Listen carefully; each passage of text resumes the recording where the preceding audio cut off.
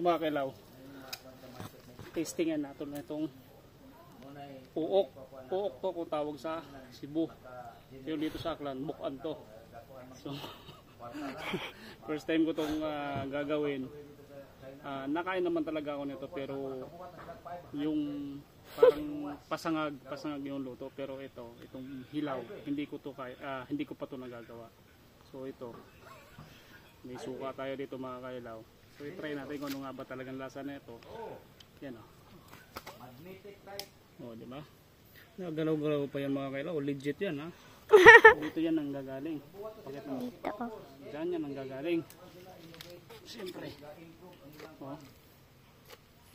Pero try natin anong lasa nito. Diba?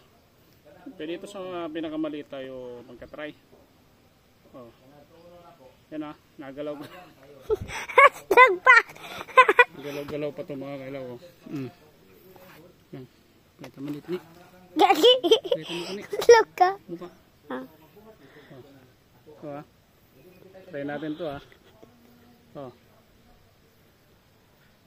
Ano lasa? Mangga!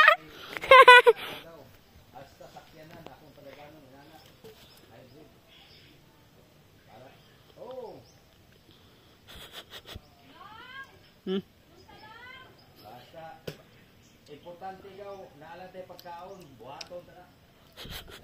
Wala siyang lasa guys, parang matabang lang siya na may kunting hinamdam, pero hindi mo malasahan talaga yung itong ano na to, uok na to pagka niluto mo yung sinangag mo. Doon kasi masarap yun.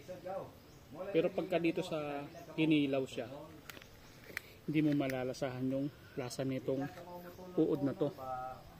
So ewan ko, ba't gustong gusto to ng mga taga Cebu.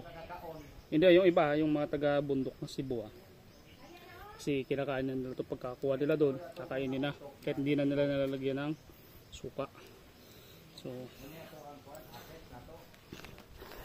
ewan ko sa inyo guys kung nakaani kayo nito, pero tinry ko lang din, pero hindi ko gusto. Yun o. Diba? Ewan ko sa inyo kung nakain kayo nito, pero the best nito mga kailaw, yung sinasangag talaga. So yan, ito pinag-uburan to ng nyug. So dito kasi sa amin guys, pag kami mga inuburan, so nilalagyan namin ng tabon para magkaroon ng bukan ng uok. Yan.